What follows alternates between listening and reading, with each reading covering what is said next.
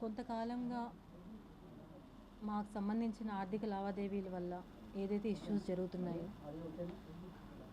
అవన్నీ మేము సార్ట్అవుట్ చేసుకుంటున్నాం.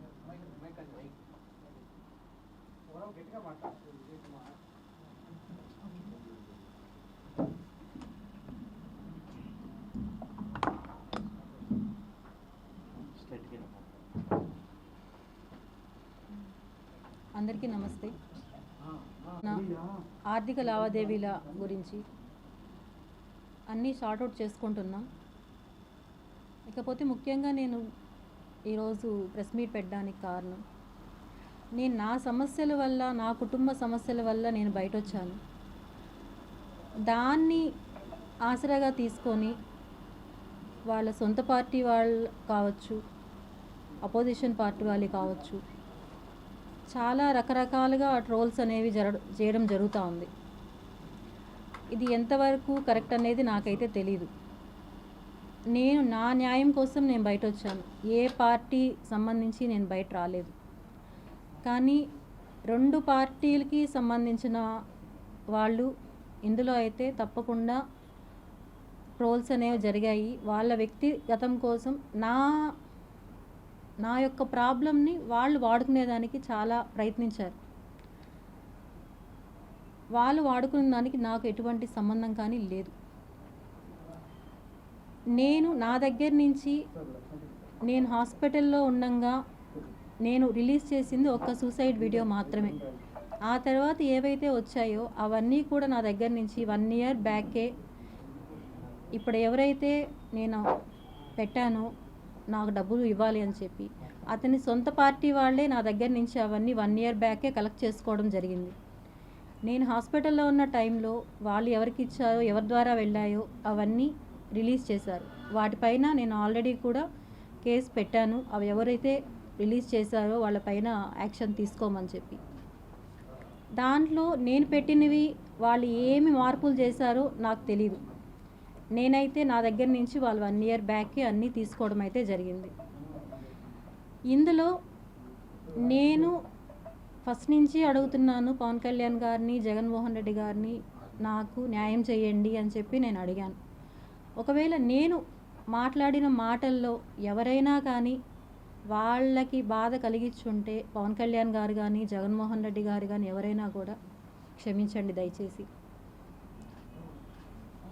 ఆ తర్వాత ఇందులో నా ప్రాబ్లంని ఉపయోగించుకొని లబ్ధి పొందిన వాళ్ళు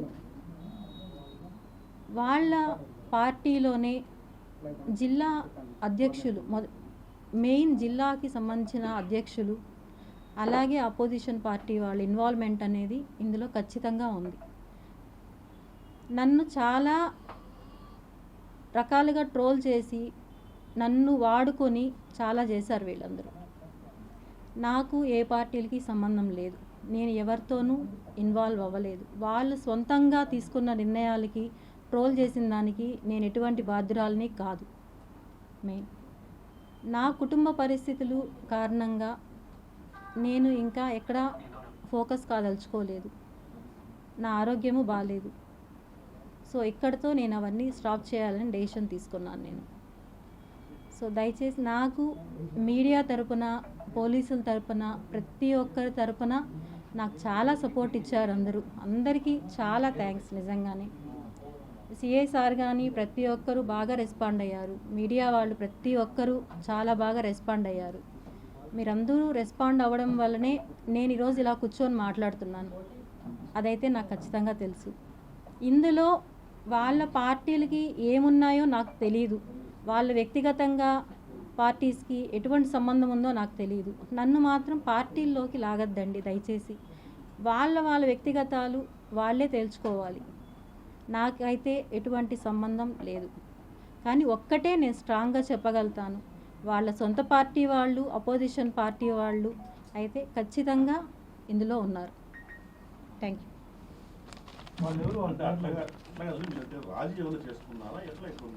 అది మేము చూసుకుంటామండి.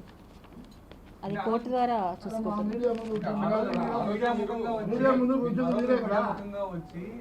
మీడియా నాకు సపోర్ట్ చేయలేదు, మీరు మీడియా ఏమన్నా చేసుకోండి, మీరు చేయండి చేయకుండా ఆ రోజు మాట్లాడారు. ఈరోజు మీరు రాజీ చేస్తున్నామని చెప్పి మళ్ళీ వచ్చారు, అంటే ఏంటి మీ స్ట్రాటజీ ఏం లేదు. నాకు నేనున్న పరిస్థితుల్లో నా పిల్లలు ఇంకా ఏ స్టెప్ తీసుకునేదానికి వాళ్ళు ఒప్పుకోవడం లేదు. ఇప్పటికే చాలా డ్యామేజ్ అనేది నాకు జరిగింది. మీకు తెలుసో లేదో సోషల్ మీడియాలో కొన్ని ఛానల్స్ ట్రోల్ చేస్తున్నాయి, చాలా నీచంగా ట్రోల్ చేస్తున్నాయి.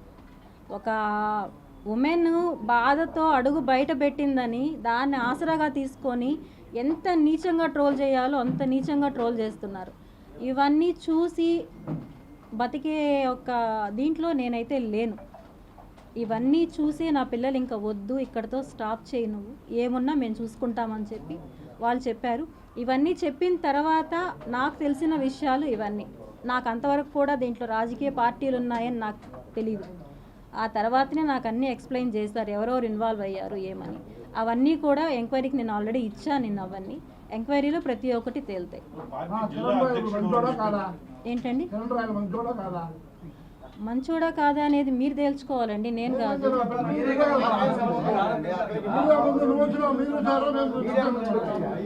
ఇప్పుడు ఇప్పుడు ఇప్పుడు ఒకటి ఇప్పుడు మీరు అడిగే పద్ధతి ఏంటండి? ఇప్పుడు మీరు అడిగే పద్ధతి ఏంటండి? మీరు అడిగే పద్ధతి ఏంటి? కిరణ్ రాయల్ పరిస్థితి కిరణ్ రాయల్ చూసుకుంటాడు. నేను చేసే చర్యలు నేను తీసుకుంటాను, ఓకేనా? నేను తీసుకునేవి నేను తీసుకుంటున్నా.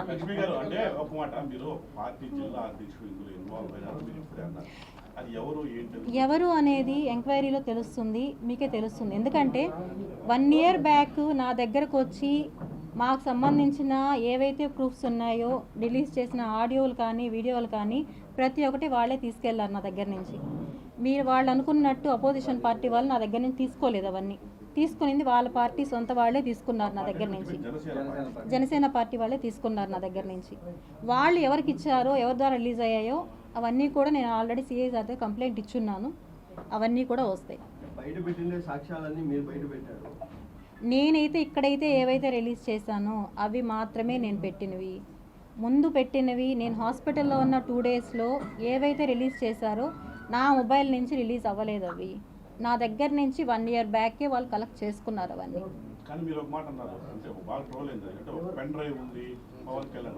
ఇవన్నీ కూడా నేను ఇప్పుడు ఇంతకు ముందే చెప్పాను. నేను నా ద్వారా ఎవరన్నా బాధపడి ఉంటే సారీ. ఎందుకంటే ఇవన్నీ ఎవరి దగ్గర నుంచి నాకు వచ్చాయి ఏమనేది కూడా అన్నీ కూడా నేను అక్కడే నేను చూసుకుంటాను.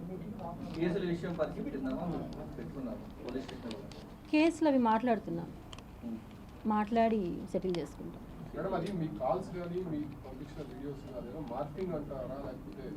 నేను కాదు నేనైతే పెట్టినవి చాలా వరకు వాస్తవం. కానీ దాంట్లో కొన్నైతే వాళ్ళు ఏం చేశారో నాకు తెలియదు. నేనైతే నా దగ్గర నుంచి 1 year బ్యాక్ వాళ్ళన్నీ కలెక్ట్ చేసుకున్నారు. నేనే ఇచ్చాను వాళ్ళకి. వాళ్ళు వచ్చారు నా దగ్గరికి, నేను ఇవ్వడం అయితే జరిగింది.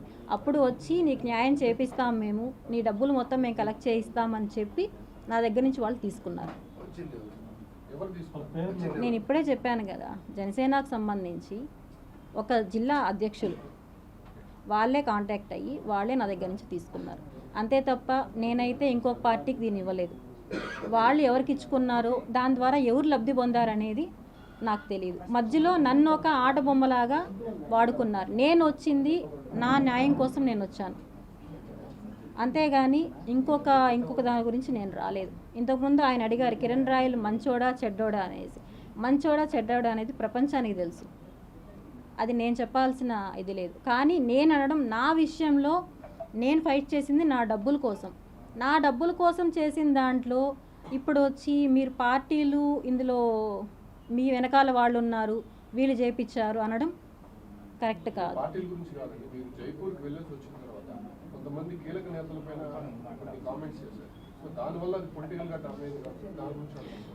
పొలిటికల్గా టర్న్ అయిందంటే అట్లా చేశారండి.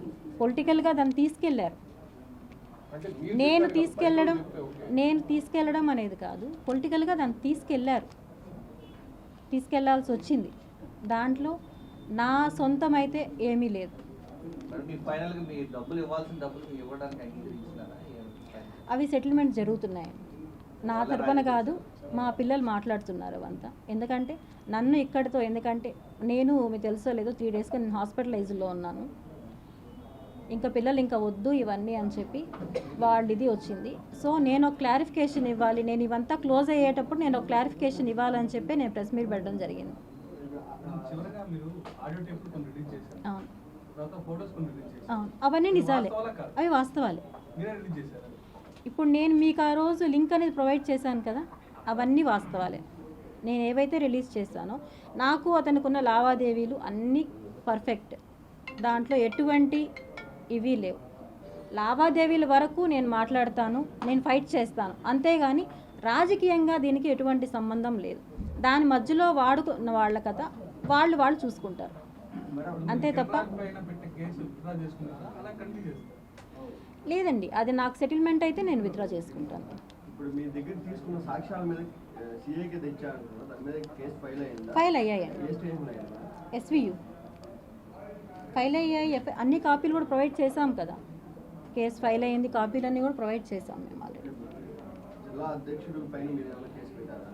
సాక్ష్యాలు తీసుకొని నేను ఇప్పుడు నా దగ్గరికి ఎవరైతే వచ్చారో అవన్నీ వాళ్ళన్నింటిపైన కూడా నేను కేసు అనేది ఫైల్ చేశాను, ఆల్రెడీ ఇచ్చాను. నేను నిన్నే వెళ్ళి నేను అన్నీ ఇవ్వడం జరిగింది. నేను అన్నీ నా దగ్గర ఎవరైతే తీసుకున్నారు, ఎవరు వచ్చారు అనేది అన్నీ కూడా నేను ఇచ్చాను. నేను మీరు న్యాయ పోరాటం కొనసాగిస్తూనే మీరు ఈ విషయంలో నా పోరాటం అనేది ఆగదు. ఎందుకంటే నేను వచ్చింది నా మనీ నేను కోల్పోయిన దాని గురించి నేను వచ్చాను. నేను దానికోసం అనేది నా ఫైట్ ఆగదు. కానీ నేను ఇక్కడ మాట్లాడుతున్నది నా సమస్యని పొలిటికల్గా తీసుకొని, అడ్వాంటేజ్ తీసుకొని, నన్ను ఒక ఆబ్జెక్టాగా తీసుకొని వాడుకుంటున్నారు. దయచేసి ఇది వద్దు అని చెప్పడానికే వచ్చాను నేను. అంటే ఇది మొదటి నుంచి జరిగినప్పుడు మీ వెనక వైఎస్ఆర్సీపీ ఉండి కామెంట్ చేయిస్తుందని చెప్పి ఫస్ట్ నుంచి కూడా వస్తున్నటువంటి అది వైఎస్ఆర్ మీరు ఖండించలేదు. లేదు, నేను అప్పుడు కూడా ఖండించాను. కొన్ని ఛానల్స్ వచ్చాయి, నేను అప్పుడు కూడా చెప్పాను నా వెనకాల ఎవ్వరూ లేరు అని. నేను ఎప్పుడు క్లారిటీగానే చెప్పాను. నేను ఏ రోజు కూడా నా వెనకాల ఉన్నారని చెప్పలేదు. కానీ నాకు ఈ 3 డేస్లోనే వచ్చిన ఇవి మీకు ఎవరికి కూడా తెలియని ఇది. నేను హాస్పిటలైజ్ అయ్యాను, కొన్ని విషయాలు నేను తెలుసుకొని చాలా బాధపడ్డాను. ఒక సోషల్ మీడియాలో ఒక యూట్యూబర్ పెట్టాడు, అవి చూసి నేను కోలుకోలేకపోయాను. చాలా దారుణంగా పెట్టాడు. అవన్నీ చూసి నా పిల్లలు ఇంకా వద్దు, మాకు నువ్వన్నా ఉండేది మాకు కావాలి అని చెప్పి వాళ్ళు తీసుకున్న డెసిషన్ ప్రకారమే నేను ఈరోజు రావడం జరిగింది. నేను ఎవరికి భయపడలేదండి, ఎవరికి భయపడలేదు. బాధ్యతగా నా పిల్లల కోసం వచ్చాను. ఇన్ని రోజులు నేను పోరాటం చేసి ఇప్పుడు కూడా చేస్తాను. నాకు సెటిల్ అయ్యేంత వరకు నా పోరాటం అనేది ఆగదు. కానీ దీనికి రాజకీయ నేతలు వచ్చి దాన్ని పులమొద్దండి దయచేసి. ఎందుకంటే మీ పార్టీలకి ఏమున్నాయో గొడవలు నాకు తెలీదు. అందులో నన్ను ఇన్వాల్వ్ చేయొద్దండి అని ఒకటే నేను అడుగుతున్నాను. నేను అంతే. ఇన్ని రోజులు మీరు కామ్గా ఉండి ఈరోజు వచ్చి జిల్లా అధ్యక్షుడు ఉన్నారు, ఇంకెవరు వెనకాల ఉన్నారని చెప్పి చెప్పడం వెనకేం కాదు.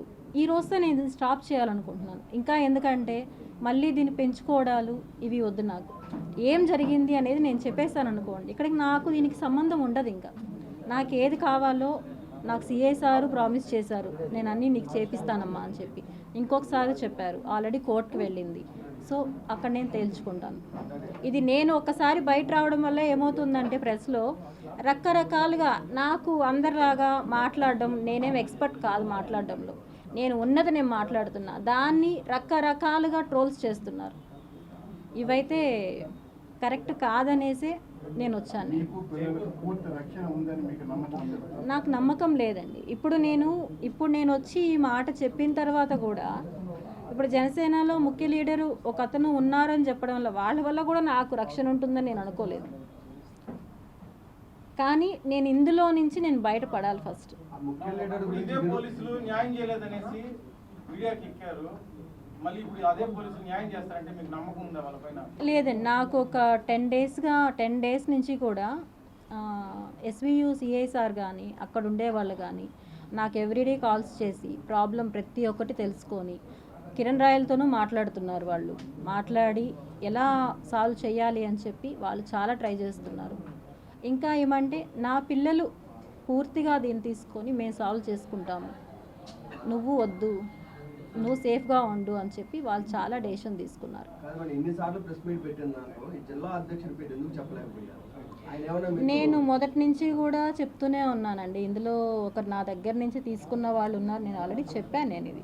కానీ ఎవరు అని నేను చెప్పలా. జిల్లాకు సంబంధించిన ఒక నేత వాళ్ళ తరపున నుంచి వచ్చి నా దగ్గర తీసుకున్నారు. ఇప్పుడు కిరణ్ రాయలు గతంలో ఆరోపించినట్టు పసుపులేటి సురేష్ మీ దగ్గర తీసుకున్నారని చెప్పి ఆయన చెప్తున్నారు. నేను ఇప్పుడు కూడా చెప్తున్నాను పసుపులేటి సురేష్ వాళ్ళు అపోజిషన్ పార్టీ వాళ్ళు నా దగ్గర నుంచి ఏం తీసుకోలేదు. అంటే గతంలో ఆయన జనసేన నుంచి 1 year బ్యాక్ నా దగ్గర నుంచి తీసుకున్నారు. ఎవరు? అతను నా దగ్గర నుంచి తీసుకున్నారు. జాతీయ స్థాయిలో కొన్ని కేసులు ఉన్నాయి మీ పైన, అవి మీరు చేసినారా లేకపోతే కిరణ్ రాయలు మీరు చేయించినారా? నా పైన ఏం లేవండి. అవి కూడా అన్నీ నా పైన ఉండుంటే నేను ఒక రోజులో నేను బయట రాను కదా. నా పైన నిజంగానే మార్పు విషయంలో కారణం ఏంటి? ఆగమేఘాల పైన వెనక్కి తగ్గడానికి కారణాలు ఏమనుకోవచ్చు? నేను వెనక్కి తగ్గుతున్నానని నేను చెప్పలేదండి. నేను ఇప్పుడు కూడా నాకేదైతే కావాలో దానికోసం నా ఫైట్ అనేది ఆగదు. నాకు వచ్చేంత వరకు నేను అది సెటిల్ చేసుకుంటాం. కానీ నేను అడుగుతున్నది నన్ను యూజ్ చేసుకొని రాజకీయంగా వద్దు. ఎందుకంటే ఆల్రెడీ నన్ను యూజ్ చేసుకొని నా దగ్గర నుంచి తీసుకొని వాళ్ళు నాకు అప్పుడు చెప్పిన మాట కూడా ఏమంటే ఇంక ఇవేం బయట రావని చెప్పారు నాకు వాళ్ళు. నేను ఈరోజు చెప్పడానికి కారణం కూడా అదే. ఇంకేం మా దగ్గర లేవు రావని చెప్పి వాళ్ళని రిలీజ్ చేయడం జరిగింది. నేను ఏవైతే మీడియాలో చూపెట్టానో ఆ తర్వాత అవి మాత్రమే నేను మీకు చూపెట్టినవి. అంతే. కూడా ఒక ప్రముఖ పార్టీకి సంబంధించిన లాయర్ కూడా ద్వారా నాకు ఆ విషయం కూడా చెప్పాలంటే బాలా సార్ నాకు పార్టీకి సంబంధించిన అతను నాకు ఎక్కడా తెలియదు. సార్తో నేను మాట్లాడినప్పుడు కూడా మాకు గ్రూప్ ఉంది, గ్రూప్ ద్వారా నేను వచ్చానమ్మా, నేను న్యాయం చేయడానికే చూస్తున్నానని చెప్పి నాకు చాలా క్లియర్గా చెప్పారు. నాకు ఈ రోజు వరకు కూడా పార్టీలు వాళ్ళు వీళ్ళు అనేది నాకు తెలియదు. ఆ రోజు నేనైతే అడిగాను, ఎప్పుడు ఎలక్షన్ ముందు నేను అడిగాను నాకు ఇలా మనీ రావాలి అంటే వాళ్ళే నీ దగ్గర ఉండవు మాకు ఇవ్వు, మేము మనీ తీయిస్తామని చెప్పి నా దగ్గర నుంచి వాళ్ళు తీసుకున్నారు. అంటే ఇప్పుడు కిరణ్ రాయలు మీ మధ్య జరిగిన వివాదానికి ఫుల్ స్టాప్ పెట్టబోతున్నారా? అవునండి, అంతే. కిరణ్ రాయల్ వ్యాపారాలపైన కూడా మీరు కామెంట్స్ చేశారు. వస్త్రానికి సంబంధించి చెన్నైలో తీసుకొస్తారని, లేకపోతే టికెట్లు వ్యవహారాలకు సంబంధించి. సో అవన్నీ కూడా మీరు మాట్లాడారా లేకపోతే అవన్నీ వాస్తవం అనేది నాకు చెప్పింది వాళ్ళేనండి. అంటే మీరే నేరుగా వెళ్ళి నేను పట్టు చీర అయితే నేను తీసుకున్నాను, వెళ్ళి తీసుకున్నారు, ఇంట్లో రెడీ చేసి వచ్చిన వాళ్ళకి ఇస్తారు. నేను పట్టు చీర తీసుకున్నప్పుడైతే పట్టు చీర తీసుకున్నప్పుడు వాళ్ళ ఇంట్లో పెట్టింది నేను చూడలేదు. కానీ పట్టు చీర తీసుకొని ఇలా వచ్చారంటే నాకు వాళ్ళు చెప్పిందండి, ఆ చీర తీసుకొని వచ్చి ఇలా సేల్ చేస్తారని నాకు చెప్పారు. రాజకీయ ఒత్తిడి తలపితే మీరైనా ఫుల్ స్టాప్ పెడుతున్నారా? రాజకీయ ఒత్తిడి ఏమీ నా పైన లేదు. ఎందుకంటే పవన్ కళ్యాణ్ గారి దగ్గర నుంచి సెక్రటరీ నుంచి నాకు కాల్స్ వస్తున్నాయి, ఎప్పుడు వస్తున్నారు, అపాయింట్మెంట్ కావాలని చెప్పారు అని చెప్పి. నేను అది కూడా ఇంకా ఏది వద్దు అనుకోనే ఫుల్ స్టాప్ చేయాలనేసి నేను వచ్చాను. నేను సమస్య షార్ట్ అవుట్ అవుతుంది కదా మేడం, ఫోన్ వచ్చినప్పుడు వెళ్ళాలి కదా, ఎందుకు వెనక్కి? నేను మీకు చెప్తున్నాను సార్, నేను ఒక 2 వీడియోస్ చూసాను నేను యూట్యూబ్లో. నేను ఇన్ని రోజులు నేను చూడలేదు వాటిని. ఎలా మాట్లాడారంటే ఒక మహిళని అంత దారుణంగా మాట్లాడతారు అనేది నాకు అంతవరకు కూడా తెలియదు. నాకు మీరు కోరుకున్నదే కదా, అపాయింట్మెంట్ కావాలని డిమాండ్ చేశారు, మరి వచ్చినప్పుడు మీరు వెళ్ళాలి కదా. అవును, నేను చెప్తున్నాను కదా సార్, నా పిల్లలు దేనికి ఇప్పటికే చాలా కోల్పోయాం మేము. సమాజంలో ఏం కోల్పోయామనేది ప్రతి ఒక్కరికి తెలుసు. నేను నా బాధలు భరించలేకుండా నేను బయట వచ్చాను. ఆ బయట వచ్చిన దాన్ని ఎక్కడెక్కడికో వెళ్ళాయి. అవి అతను ఆవేశంలో చేసినవి చాలా ఉన్నాయి. ఇవన్నిటికి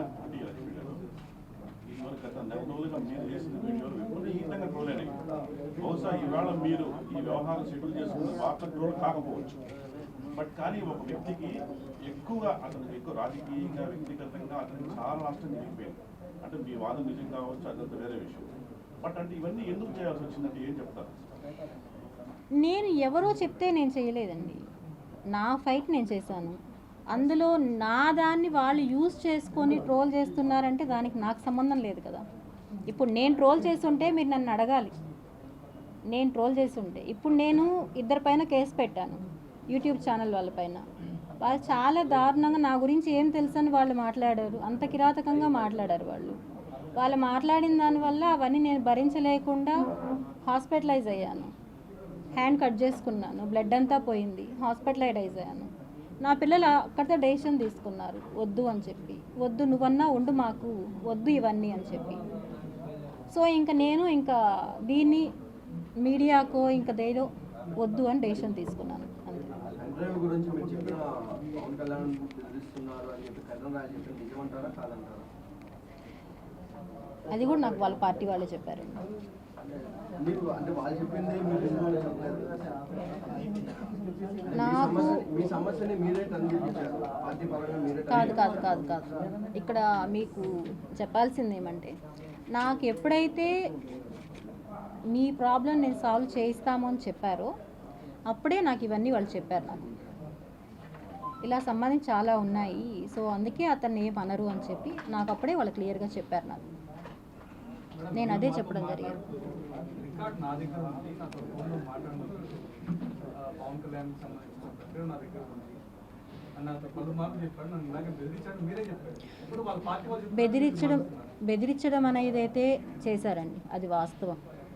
చాలాసార్లు బెదిరింపులు, ఎందుకంటే మీరు ఆడియో కాల్స్ విన్నారు మీరందరూ, బెదిరింపులు అయితే చాలాసార్లు చేశాడు. దాన్ని నేను కాదు, నేను ఎక్కడా చెప్పట్లేదు. కానీ నేను చెప్తున్నది ఏమంటే, నా దీనికోసం నేనైతే ఫైట్ అయితే ఆగను, కానీ నన్ను పొలిటికల్ దీంట్లో ఇన్వాల్వ్ చేయొద్దండి అని మాత్రమే చెప్తున్నాను నేను. అంతే. ఆర్థిక నియమాలు తెలుసుకుంటే మళ్ళీ ఇదే మళ్ళీ వస్తారు లేదండి. ఓకే.